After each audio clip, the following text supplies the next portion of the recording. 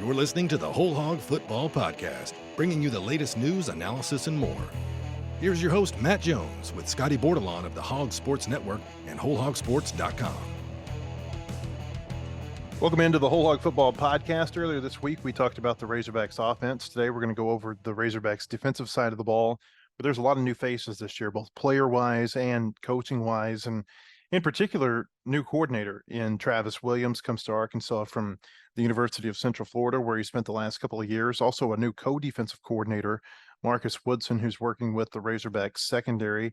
He spent last season at Florida State as a passing defense coordinator. The Seminoles had the number 4 passing defense in the country, the best passing defense in the ACC. And you look at the players, there's a lot of new faces on this defense. It's kind of it's a good mix of players that have come in from other places. I don't know that there's going to be a whole lot of freshmen that contribute in a big way to the defense, at least not early on. You've got some players who have, obviously transferred in, and then you've got a lot of players who may have had a role last season and they've really changed their body this year, or maybe they were out last season like a Torian Carter. And so I don't know what to expect from the defense, Scotty, other than to say I think there is talent there. I don't know how much depth is there at some positions. And, to me, it feels like a lot of years when you talk about Arkansas's defense, it's just a big question mark going into the year. Yeah, I think there is a question mark with the defense, but I do expect it to be better than it was last year. I think the talk, throughout camp has been how deep Arkansas's defensive line is. And I mean, I think you would agree with this whenever we've gone out to practice, like Arkansas's defensive linemen look like they belong on an SEC roster. They look like monsters.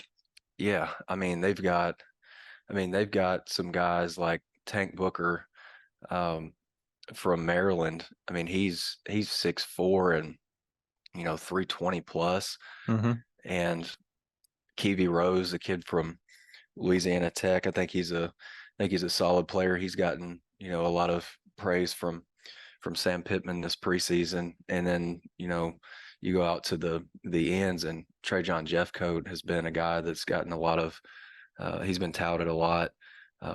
Maybe he may be, as of right now, like if I had to pick a defensive player up front who's a transfer that may make the biggest impact, I mean, it could be Trajan Jeffcoat. I mean, he was here in the spring, and so he's settled in pretty nicely and has kind of made his presence felt. And John Morgan was another guy from Pitt. He's been around the block or two. I think he's had some pretty good success at his previous school at Pitt, so he kind of understands what winning is like. Mm-hmm. So I think there's questions. I would agree with that. I think for me, the questions really aren't with the defensive line, because you mix those newcomers or the transfers with like all the returning guys. You like them, like it's Landon Jackson and Zach Williams and Jashad Stewart, who I think he's been banged up a little bit in camp, but that he can play. And Torian Carter's coming back. Cam Ball had a really good finish to last year. So I think there's a lot of potential on the D line. Maybe if there's a concern for me, it might be like safety depth, because like right now, I think I would feel pretty comfortable throwing like three guys out there, maybe like Hudson Clark, Al Walcott, Jaden Johnson. But beyond that, I think there's some questions there. But I do expect this defense to be improved. Like it's pretty tough to be worse than last in the FBS and pass defense.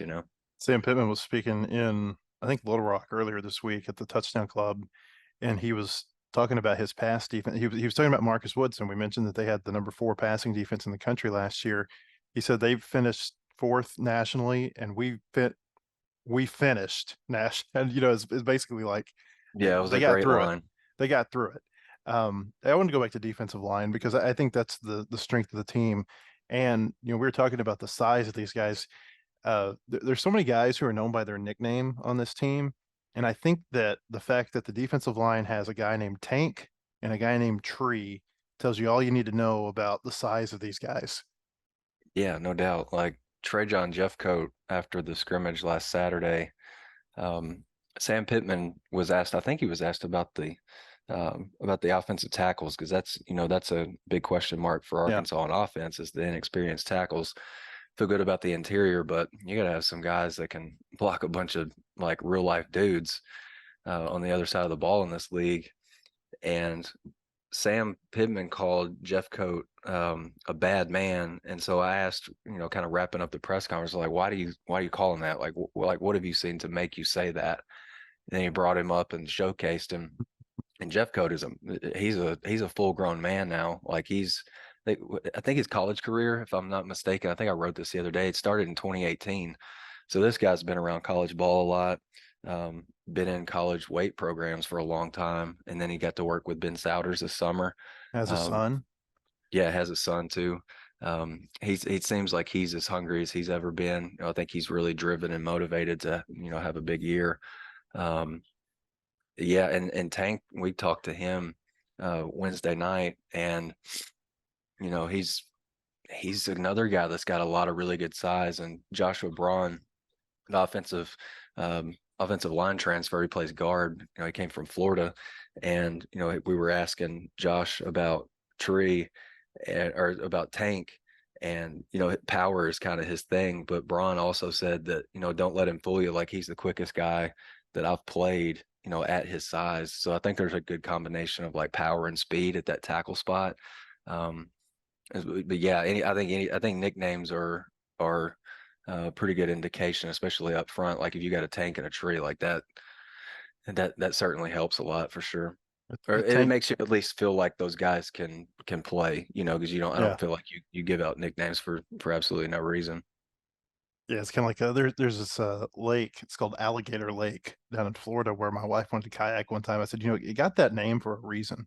Uh, there's something in there. And so, Yeah, it's like, like Rocket on yeah, offense too. It gets the ball in his hands and he can take off with it. yeah, Tank and Tree. Those are just a couple of the defensive linemen uh, to remember this year. It's the size, and I'm real bad about making baseball analogies because I cover college baseball so much. But I'm going to make one here. I remember Andrew Benintendi's Golden Spikes year for Arkansas. Things changed for him when Dave Jorn went up and basically said, here's what pitchers are doing to get you out. I make a living trying to figure out how to get good hitters out, and I see what they're doing to you. And I think the same thing kind of goes here for Sam Pittman. Sam Pittman has made a career of trying to figure out how to stop big defensive linemen, talented defensive linemen. And so he knows what a really good defensive lineman looks like. And that's, aside from the fact that he played defensive line in college, was an NAIA All American at Pittsburgh State up in Kansas. And so I just think that there's something to knowing what a good defensive lineman looks like. And everybody says, well, if you know what it looks like, why didn't you just go get it earlier? Well, that's easier said than done. There's only so many of these types of bodies that are out there. But I think the hiring of Deke Adams last year or before last season has really started to pay off. This is a coach who has a big time reputation as a defensive line coach. You look through his past; he's coached at a lot of big schools, coached some great defensive linemen in his coaching career. And Sam Pittman told me yesterday. He said that I challenged Deke Adams when he got here, kind of like Kirby Smart challenged me when I got to Georgia. He said, when I got to Georgia, Kirby said, you need to go change that room if we're going to be successful. And Pittman said he basically told Deke Adams the same thing. You need to go change that defensive line room. And it's taken a little while to get the bodies in there. They've got a new strength coach that they think is made a big, difference with these defensive linemen. And now the room looks different. It looks totally different than what we've seen from a defensive line room under Pittman. We've seen in the past where there have been talented defensive linemen, big defensive linemen, and John Ridgeway comes to mind. But I just don't remember a year, certainly not under Pittman, and really not in some time defensively, where you feel like you've probably got two waves at least of four defensive linemen that are going to be SEC caliber and are going to have success against an SEC type offensive line. Yeah, I think Arkansas legitimately can roll out, definitely too deep, and maybe in the tackle spots. maybe you can go 3 deep. So, I mean, you may be looking at, 9 or 10 guys that you feel comfortable rolling out there. And I don't know. And again, like I said on the last podcast, I've only been covering Arkansas football full time since 2018, but Arkansas has never been able to do that. And throw guys out there maybe in that second wave that, the next week might start for you, and you feel comfortable doing that. I think there's so much experience. There's so many older guys. I think that's something that has been talked about this preseason, but I think, you know, maybe not to the point where, maybe we look down the line later this season and we're just talking about how much the playing experience and the maturity of the defensive line is going to, make such a big difference. I think it potentially could. I mean, Jeff Coates an old guy. John Morgan's an old guy. Eric Gregory's been around here for a long time. Mm-hmm. Kiwi Rose has played ball. Torian Carter has played. He didn't play last year, but he's still been around for a while. Tank's the same way. Landon Jackson came from another SEC program. You like what you saw from him at times last year. And Zach Williams, another guy that you feel like has been around here for forever, And I think the experience up front, I think is such a big deal because it's a trenches league. Like Sam says that all the time, like it's a grown Big man's man league. league. Yep. Yeah, it's a big man league, and you got some big dudes on the defensive line. I think, Sam, obviously a longtime offensive line coach, and like you mentioned earlier, like he's seen, the defensive lineman that, he knows what a defensive lineman looks like that can give you fits, like that can be game wrecker type guys. And I think he went out and got guys that, have been around the block a time or two, and then have, all the physical attributes and are kind of egoless. I think that's the thing too, because I don't think you can run 8, 9, 10 guys out there,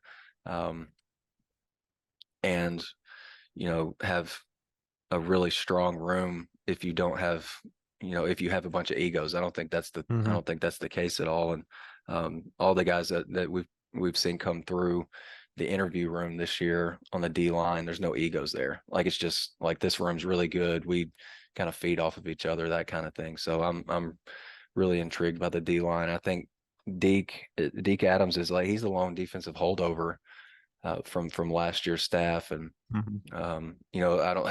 I think if he hadn't gone and changed his room the way that he did, and then Arkansas has another bad season up front, I don't think he'd have been hanging around. But he went and made the necessary changes, and I think I think right now for me, I think it would be the strength of the defensive side of the ball. Yeah, I don't think there's any doubt about that. And Adams, when we're at practice, and you're there more than I am, but when I go to practice, I typically kind of stand on one side of the field, and it's where the defensive line works quite a bit. Defensive line, tight ends might be another group that comes through there.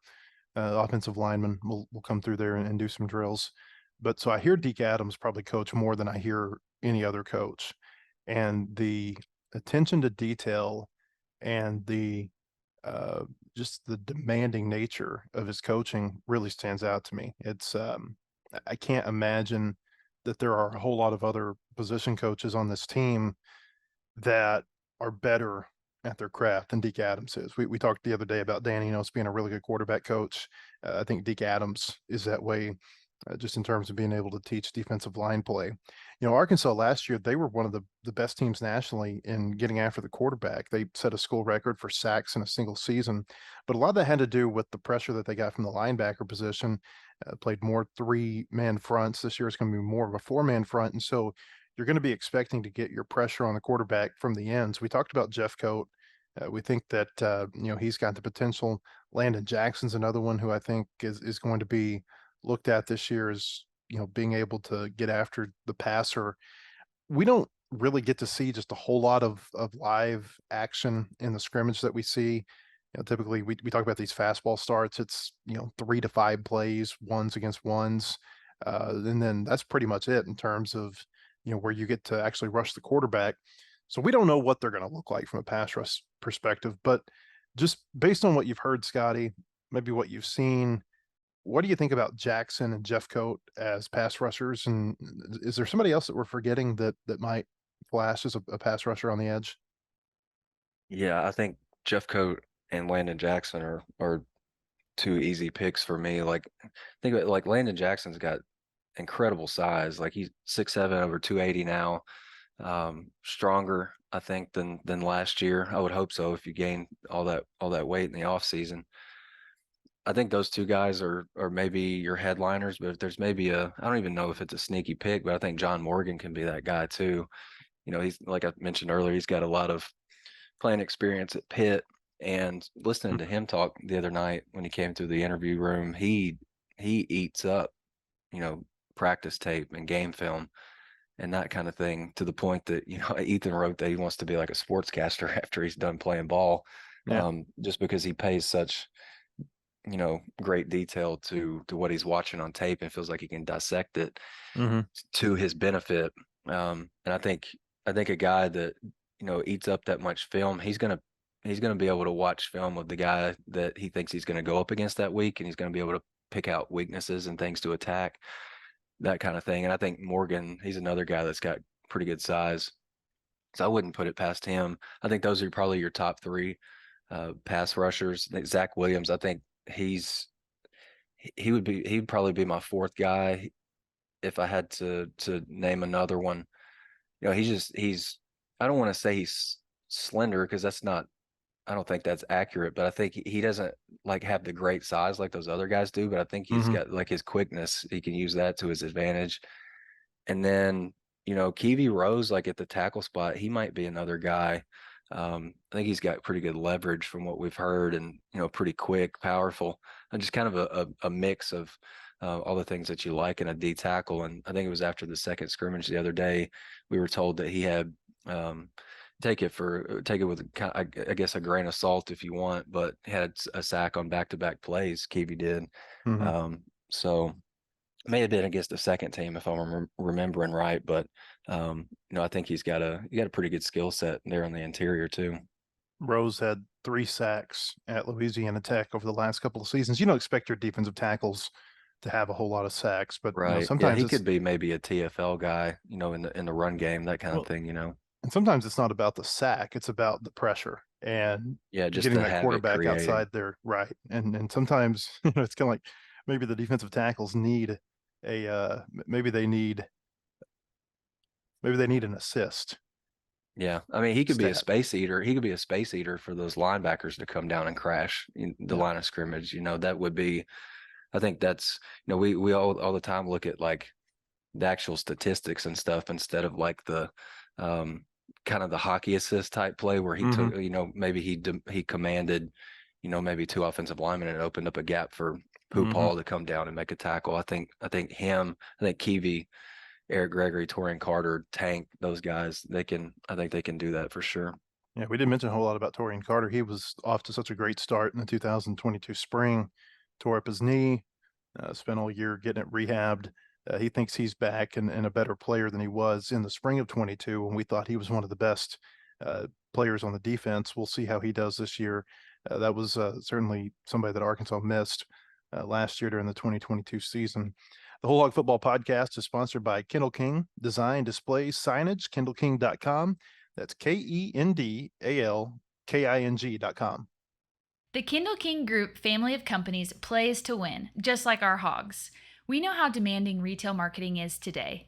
From digital omni-channel creative services, through in-store signing and displays, and finally to social influence, we've got you covered. Our KKG Inc. family of companies, Kendall King, Shopcart Creative, and Soapbox Influence are winning with multiple retailers and brands. We play to win and will be a winning partner for all your retail marketing service needs. Go Hogs! Stay on top of all Arkansas Razorback sports with a Digital Plus subscription on the Hogs Illustrated app. Get complete Razorbacks coverage in one location. Your subscription gives you 20-plus issues of Hogs Illustrated magazine, the most unique and compelling coverage anywhere in the state, plus total access to all the content on wholehogsports.com, including breaking news, commentaries, analysis, features, recruiting, award-winning photos, and premium message boards. Subscriptions start at just $17 per month. Join the Hog Sports Network team at subscribe.waco.com. That's subscribe.wehco.com. Or call 479-684-5509 to get your front row seat to Arkansas Razorback sports. Go Hogs!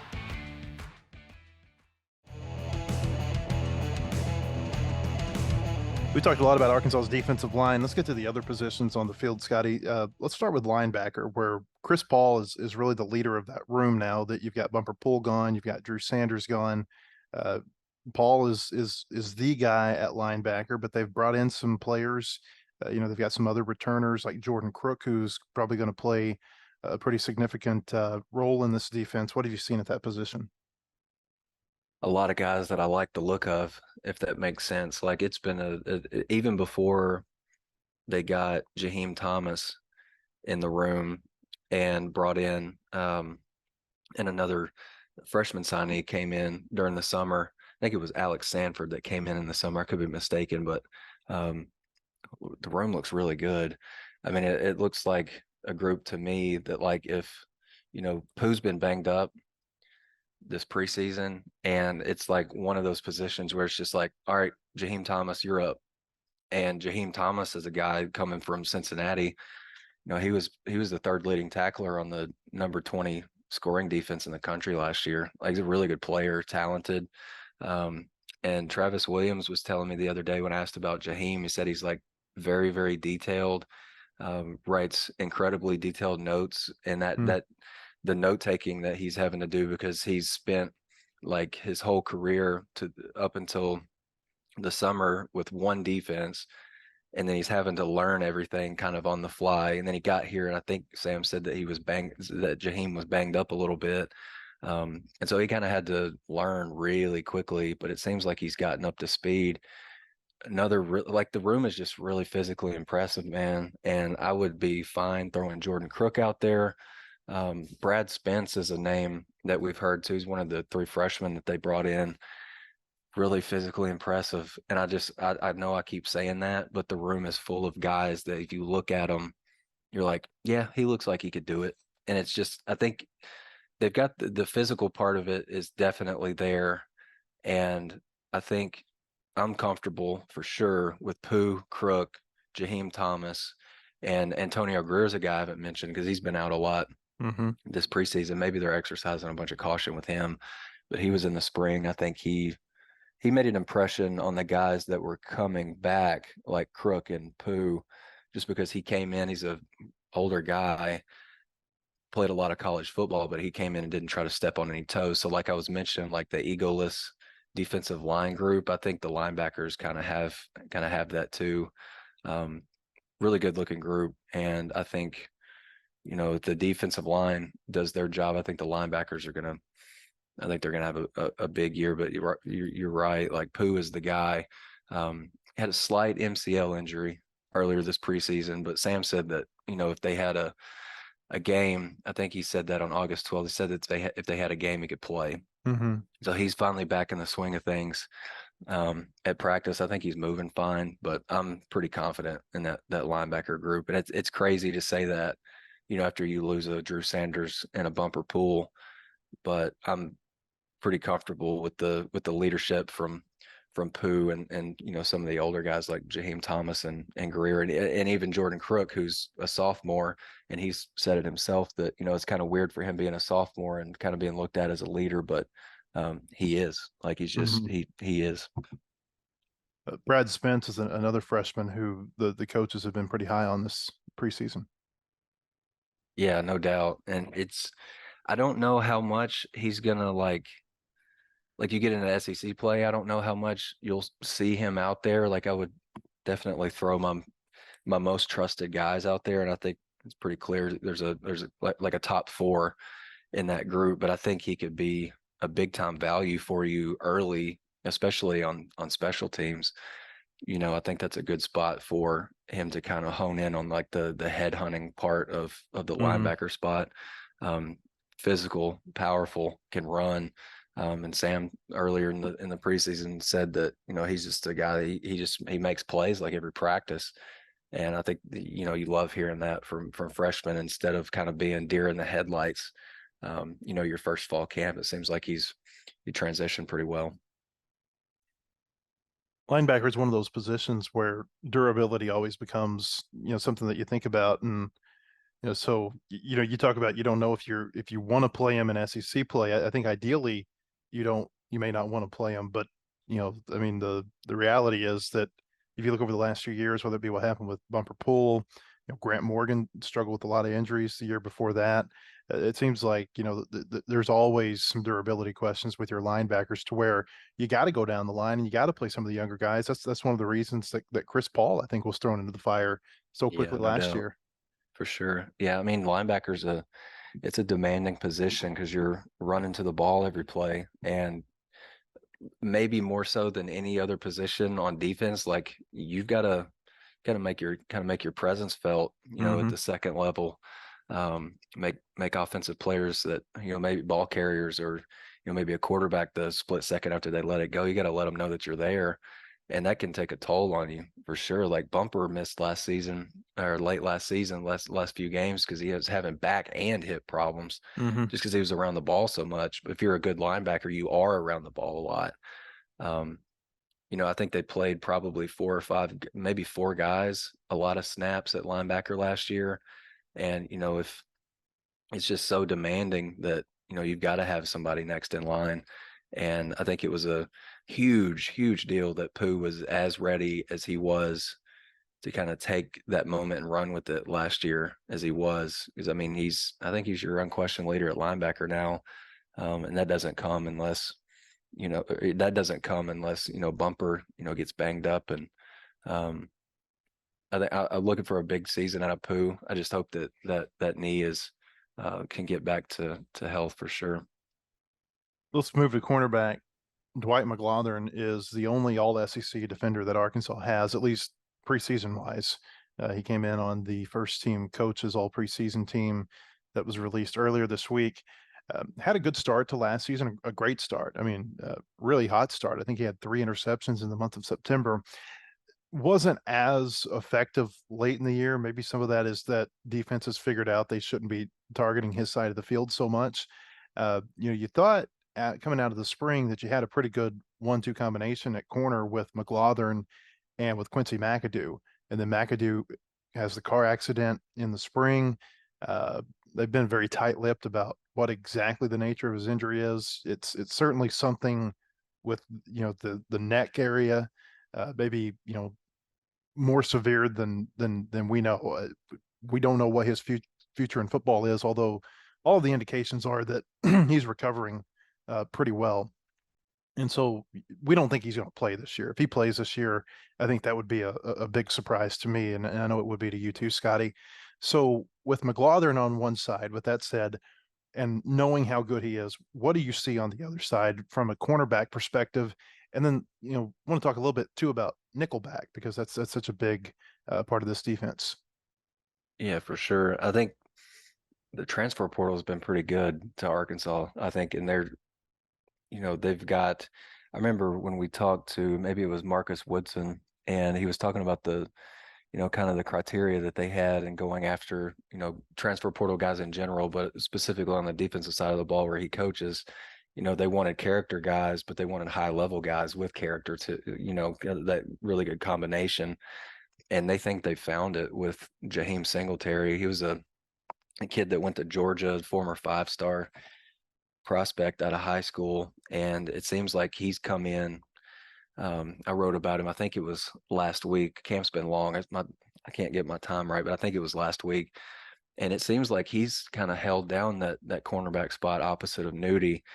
And you've got a corner comes from LSU, and then you got a guy on the other side of the field at corner who's coming from Georgia. I'll take that. You know what I mean? Like LSU and Georgia didn't recruit those guys for no reason. Like they're super talented. And Jaheim Singletary is just a young guy, but it seems like he's come in and pretty much kind of taken that spot. And that, I think the emergence of Jaheim at corner freed up Arkansas to move Snacks Johnson to that nickel spot because it's all about finding like your 5 best in the secondary. Snacks is one of your 5 best. I think Jaheim Singletary's one of your 5 best. Nudie's one of your 5 best. So you got to find a way to get those 3 guys on the field. And I think they've got a pretty good fit right now with Nudie at one corner, Jaheim at the other, and then Snacks at nickel. And then I think it's just about, locking down your safeties. But I feel good about the cornerback spot. Like, and it's not like, I think Arkansas is going to be better in pass defense. Like they've got to be, right. Can't be much But worse. yeah, it's true. But I feel like you've actually got some real ball hawks at corner, guys that can make plays, and you know they're going to give up passes. Like that's just the nature of the game. Um, but I don't think you're going to see guys that are like you only like you see the like their names because they're running after a DB Mm-hmm. who burned them, that Mm-hmm. kind of thing. I think those two guys have got a chance to be. I don't want to say one of the best combos in the league, but I think they can be really really productive. And then just real quick, you touched on safety play earlier, but we think it's really there's three that have set themselves apart, being Hudson Clark, Al Walcott, and Jaden Johnson. Yeah, the last time that we watched the fastball start at practice, Jaden Johnson was at one safety spot, Al Walcott was at the other. And I've been hearing that Jaden Johnson is having a great camp. And I think for a lot of people, that's really, really, that might be really good to hear. Because last year, I mean, I think Jaden even admitted it to us when we talked to him last week. He didn't have a great year. Like you can look at his PFF numbers; they were not great. Like toward the bottom of the team in like coverage grade and that kind of thing. But the other day he picked off a KJ Jefferson pass. I've seen him break up a bunch of passes from KJ and like the fastball start stuff and even the red zone drill that we see that puts receivers against defensive backs. He's had a pretty good camp. And then Al Walcott, I think he may be at the end of the year look back and he's like maybe one of Arkansas's biggest portal hits regardless of the side of the ball.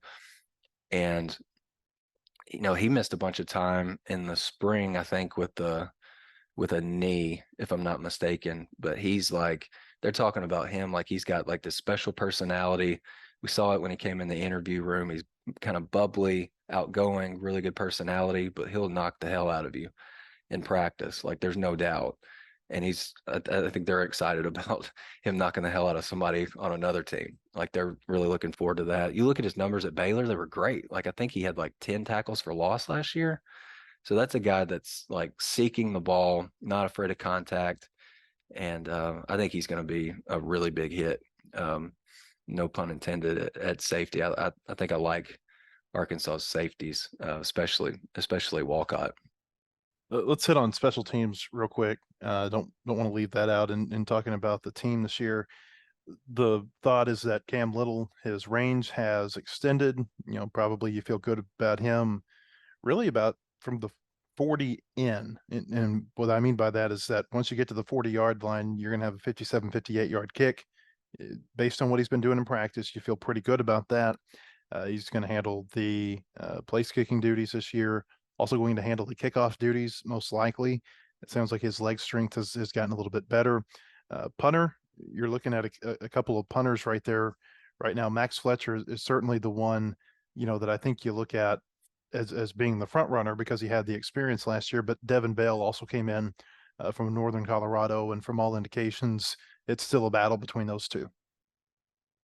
Yeah, I'll be real honest. Like, I don't know that I can speak with with much authority about the special teams, just because we don't see it a whole lot. Mm-hmm. When we go out to practice. Like, if we're inside watching, drills and the fastball start and whatnot, like the more often than not, like the specialists are outside, and so we don't see them. Or if we're outside and we're watching, the actual like action on the field, like they're either indoors or on the turf field away from us. So we haven't Mm-hmm. seen a whole lot, but we kind of just got to take the word of Sam and Scott Fountain.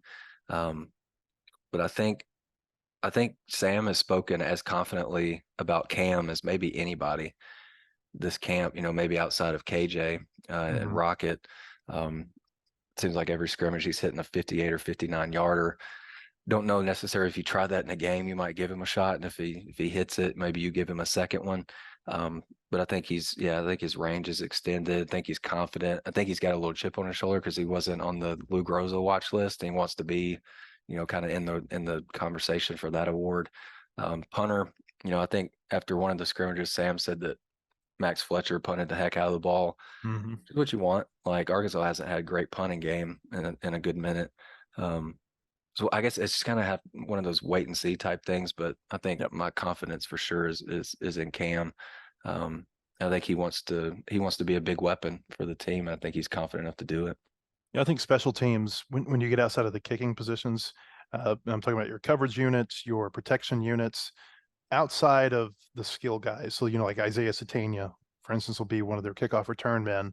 But I'm talking about, kind of everything else. I think it's a real reflection of how you recruit, because if you can stay healthy, the players, you don't want your frontline guys playing on special teams a whole lot.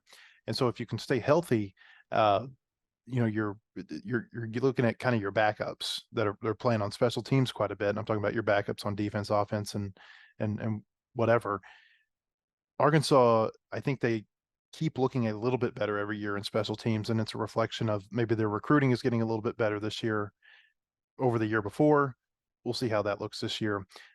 Isaiah Satania had a 100-yard kickoff on the opening kickoff of the last scrimmage. A little side note there, that kick went out of bounds. It was by Cam Little, and the way they do those kickoffs is that they just throw the ball to the returner from the sideline, and everybody just continues to run full speed like, they're not watching the ball. They're just focused on the return man, the blocks, whatever the case might be. And Satania had a big kickoff return. We saw him do that a couple of times at Fayetteville High School in 2020 and 2021. So we think he might be the kickoff return guy, but, others, AJ Green, some other burners that they've got on the team, they might certainly impact that too. Next week, we'll be back with another Whole Hog Football podcast. We look forward to Arkansas and Western Carolina. Until then, hope you'll join us at wholehogsports.com. For Scotty Bordelon, I'm Matt Jones. Have a great weekend, everyone. The proceeding has been a production of the Hog Sports Network. Look for our daily podcasts on Apple, Spotify, or your favorite podcast platform. For more Razorbacks coverage, go to wholehogsports.com or follow the Hog Sports Network reporters on social media.